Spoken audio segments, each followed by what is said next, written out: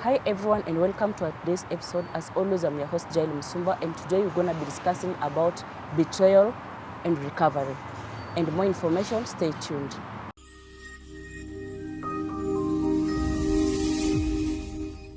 Thanks for creating time for us. Kindly introduce yourself and tell us your story. Okay, thank you so much, Jail, for having me. My name is Teresa, and born and raised in Machakos County, and I'm a public health officer by profession. I'm very, very passionate about wellness. My aim is to always ensure that the people that I'm close to are well, because when you are well, you are healthy, and you are productive, and you are able to plan your life better. I understand you experienced betrayal in your relationship, which led to depression. Kindly tell us your story. What exactly happened? Okay, thank you. Actually, it's a very touching story, and it happened a few years ago after campus. So there is a guy we met in campus, and of course, when I went to campus, I was very straightforward, and I had a vision on what I wanted my life to be, and what I needed to do to make my life a good life, a beautiful life. I had a vision. So having been raised by a single mom, I knew the challenges that come if you don't have a plan on what you are going to do to your life to make it productive and to make it better. So I went to campus with very clear goals and a very clear vision. But you know, love always comes. So I met this dude in campus, and we started our relationship, but we had goals as well. We knew where we are heading, and we started the relationship with clear goals, on what we wanted and where we wanted to go.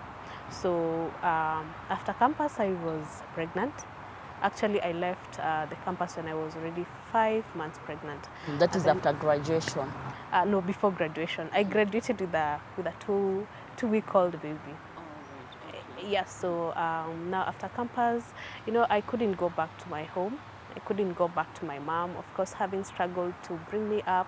And then now I'm back from campus with a baby. It doesn't augur well.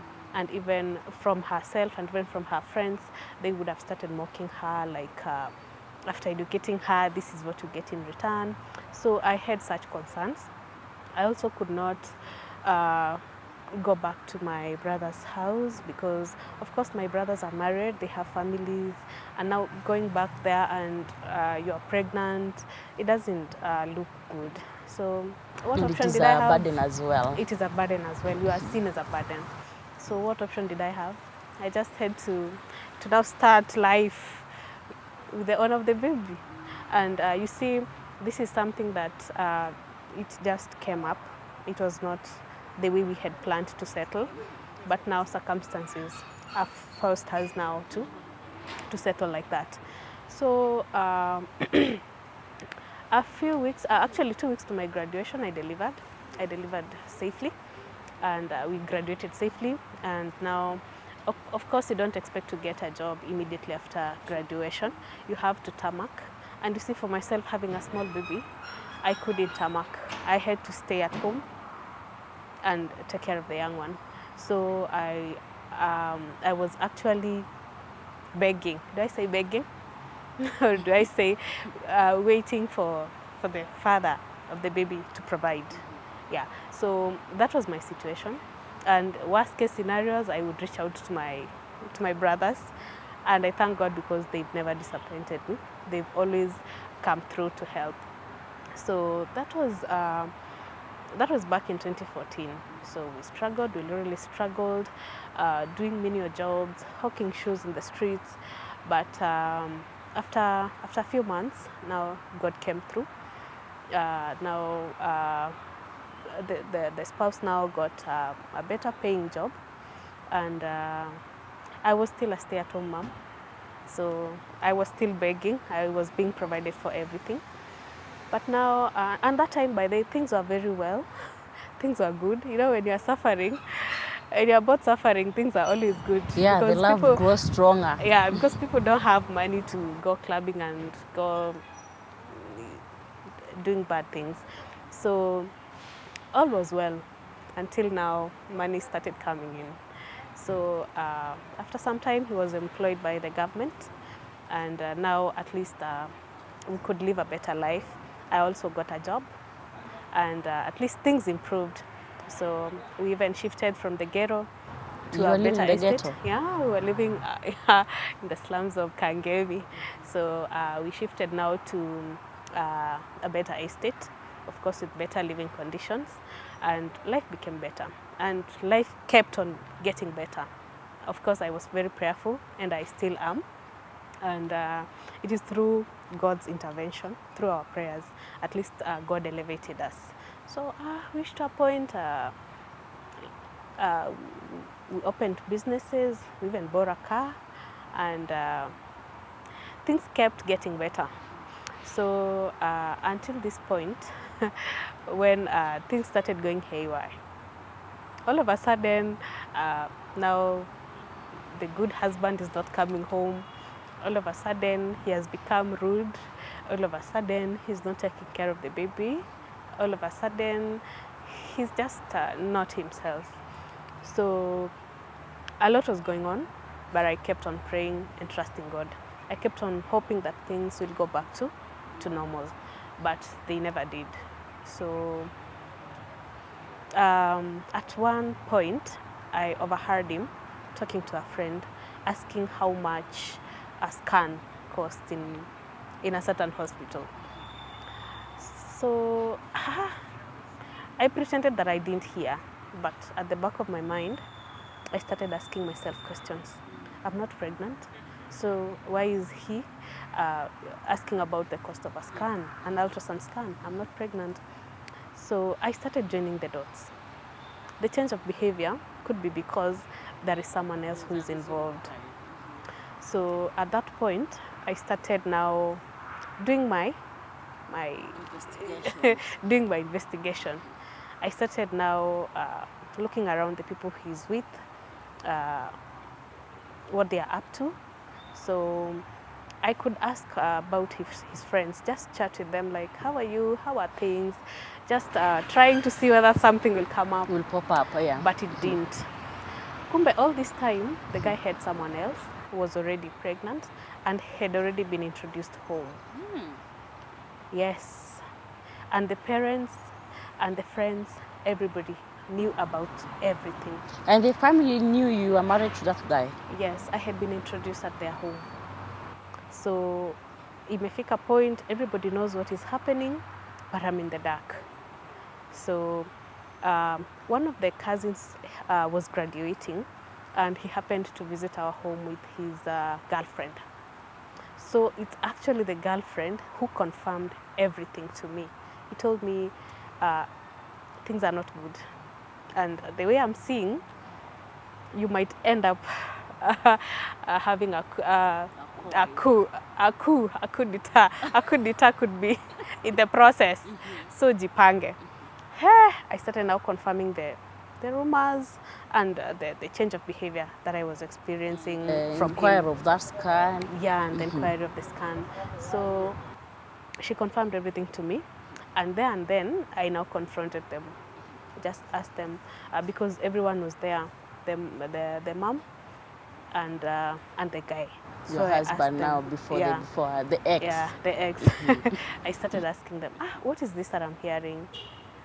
What is this? So after I now spoke, it's when now the mother now started telling me, oh, forget about the kind of stories you are hearing from people. If there is someone else, then why am I here? There is now the mother-in-law. Yes, why am I here if there is someone else in the picture? Blah, blah, blah. Even if there is, you say I've come to your house because it's you that we know. Such stories. Though I was not convinced. So that's when I now started drawing back. I started pulling myself back because now I didn't see future. Because if there is someone else already involved and a child is as well involved, so I started asking myself, really, this is not what I bargained for. So plus I felt betrayed because if we have struggled together to reach where we've reached together, lived in the ghetto, and mind you, we are graduates, I hawked shoes, I hawked clothes just for us to get food. But now when you have money, now status changes, class changes. Life changes. Life changes. So I'm also in the mix of being changed. Yeah. So I felt betrayed. But I still kept on praying. So after the guests now left, now I started telling myself I need to do something. So different things now after I've realized it's when friends start telling me, oh, we even knew about it, we tried to caution him about it, blah blah blah blah blah. When I check in his Facebook account, the friends, hey, you can even see that wherever he works, because he had been employed in a different county, wherever he was working, it's kind of a desert. So you can see them with their do I say the other lover? You can see them with the lover there. You can actually see that the lover is uploading his pictures, and they are all over saying how he's handsome, how they love each other. I know as a human being, it's very hurting. Because this was your first love, and this is the person that you had already struggled together. Yes. Plus you had put in your mind that this is the person that I'm going to spend the rest of my life with. Yeah, so it was like that. Then after confirming now, he was no longer now hiding. He now started doing it purposely. He would fail to come home purposely. He would fail to leave us money purposely. Yani, at one point, I took his phone. I actually wanted to call someone because I didn't have airtime. And then when I took his phone, something told me, just check the messages. Ladies, if you're listening to me, don't. That's a death trap. I checked the messages. I almost fainted. You couldn't even make that call that you intended to. Yes, I didn't even make the call that I wanted to make, because what was interesting was the way he was discussing me with people. Like one particular message that I'll never forget is the lover was asking him, but why do you keep on giving that lady money, yet she's working? What does she do with her money? And then now the guy starts, oh, she pays tithe, oh, she sends her mom this amount, oh, she does her hair, oh, she has this and this chamas. No, you see, this is the person you love, and you don't expect him to give your secrets out to people. Plus, that is a private issue. So when he came and found me holding the phone and reading the messages, I got a very hot slap. Actually, that is the first time that was the first and the last time someone slapped me. Because I told myself, no, I can't be slapped just because I've checked her phone. No, that's not the way it should be. So I told myself, hey, here you are not needed. Here I am not needed. So I convinced myself that I'm not needed. So I decided now to move out. Now before I moved out, the father called and told me we should go home and try to settle. Reconcile. Yeah, and try to reconcile. I thought, okay, not a bad option. So it was in 2017, December. So the father suggested that we go over Christmas. Yeah, so the guy called the cousin and the wife. So we were 4 of us in the car, plus my baby. And when we were on our way, when we reached somewhere and stopped, I didn't inquire what was happening. Kumbe, someone was being sneaked into the car. Now another lover. The side chick. Forget even about the one who is pregnant. Mm-hmm. Oh, somebody a else, different one. A different one who was being sneaked into the car. Then all of a sudden I started feeling like all is not well. When I checked back, I saw the other lady, and I was like, what is she doing here? And were we not supposed to be going to settle our marital issues? What is a third party doing? So when I started inquiring, I was told if I want to alight the vehicle, I can alight, but I can't alight with the baby. So clearly their interest was in the baby, but not me. So nikavumilia. I cried for over 400 kilometers, crying. When we got there, what I can remember the father saying is that polygamy is allowed. And if I was not okay with that, then I can quit. That was the last straw. Because from a parent is where you expect to find hope and to find comfort and to be embraced. So after I was told that, hey, if you can't embrace it, you can leave. Then that's now I made up my mind completely that I'm leaving. So we came back to Nairobi, and I finally got the guts to tell him that, hey, enough is enough, I'm leaving. So I left. I went to my brother's place, and I stayed there for a few months. And then, thank God I had a job.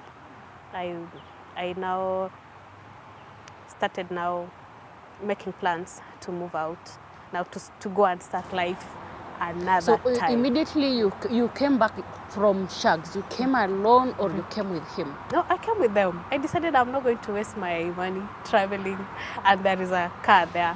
So I came back with them, but I was not talking to anyone. Plus I was the like side a dummy. chick. Yes. So you went with her up to your marital home? Yes. And she stayed there? And she was welcomed, and even, do I say she was done introduction? As the third wife? Induction. Everyone in the village was introduced to her. And you're there, and then people are like, how about the other one?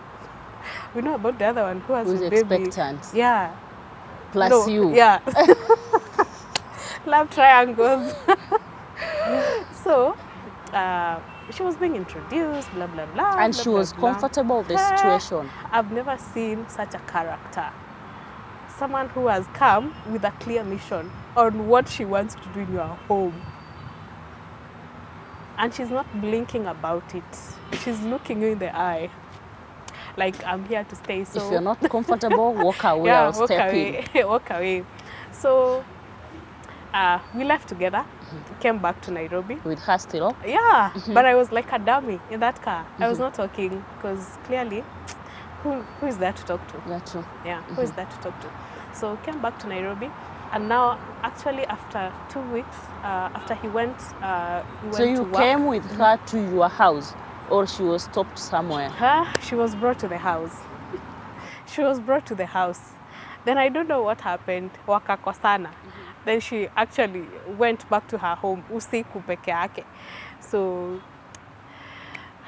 after now she was brought to my house, na wakakosana. Mimi, I didn't care, I didn't even ask. I just slept because I had moved, I was now sleeping in my baby's room. So I just slept in my baby's room. The following day I woke up, went to work. Now I had a strategy that I look for money, nitajipanga pole pole, and then You'll step out. yeah, I'll step out. Within 2 weeks after he came back now from work, we had not talked for 2 weeks. So when he came back, I actually came from work and found him at home. So I actually got courage to tell him, you know what, thanks for coming. Your house is in order, everything is intact. I'm leaving. So I took one of my handbags, I put 5 dresses and 2 pairs of shoes.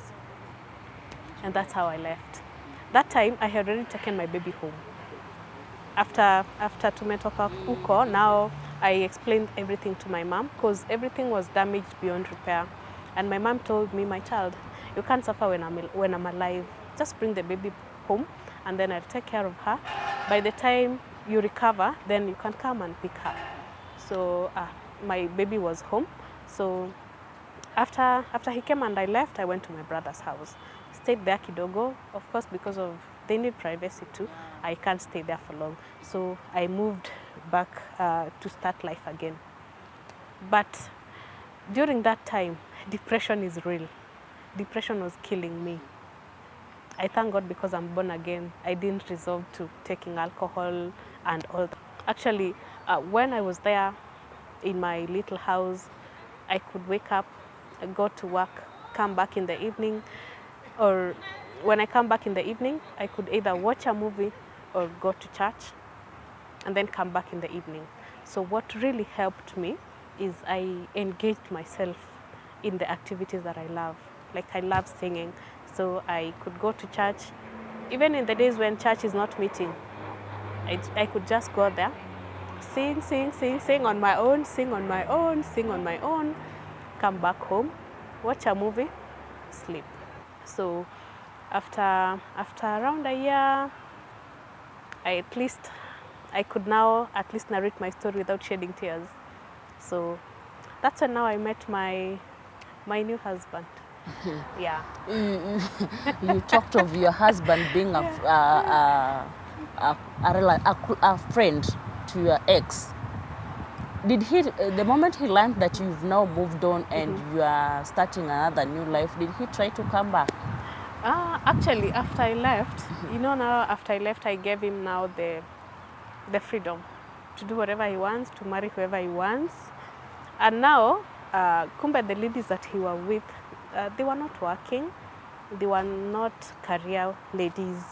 You understand what I mean?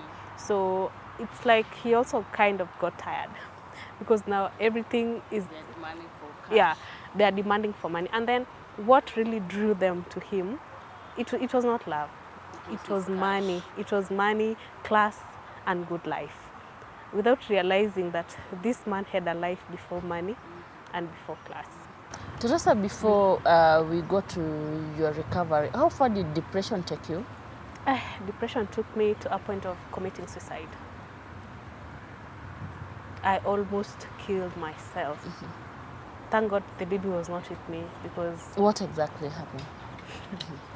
So, there are these tablets that we keep in the house, painkillers, drugs for emergencies. So I went to a point of taking a larger dose. I took a large dose. I took a really, really large dose. I actually planned to, let me end all these things. Let me end all this suffering. So after I took the drugs now, I don't know what a neighbor was coming to look for. He came and, she came and found me on the floor of my house. She had borrowed something from me and she was returning. So she came and found me on the floor. So she told me, what's up? I was kidogo unconscious. I could not understand what was going on. So she carried me and rushed me to hospital. Then in the hospital, I was infused. And then all of a sudden I woke up. Then when I woke up, I was now introduced to the counselor. So they counseled me. I was doing one session every week. One session every week, one counseling session every week, one counseling session every week, until now I became stable. As you wrap up, because you told me that right now you have a very successful family, which you are so happy about it. I would like you to send an advice to people, probably, especially in my generation. Right now, so many marriages, they are not working out because of either reason. So what can you tell them? What can you advise them? Okay, so you see, for my case, after now I moved on, after I healed, I managed to meet someone, at least, who loves me for what I am, who respects me, and who loves my child. So what I would tell ladies out there, don't stay in an abusive marriage or in a marriage where you are not respected or where you don't have a voice or where nobody cares about you because of what people will say. Just do your thing. Just do your thing. If you feel like you're not needed there, do the needful, just quit. Thanks so much, Teresa, and thanks so much for sharing with us. I so much appreciate for creating time for us. Thank you too for having me. To my good viewers, you will still remain to your reflection and your mirror of your situation. So for you to get inspired, always stay tuned. As always, I'm your host, Jao Msumba. Bye-bye.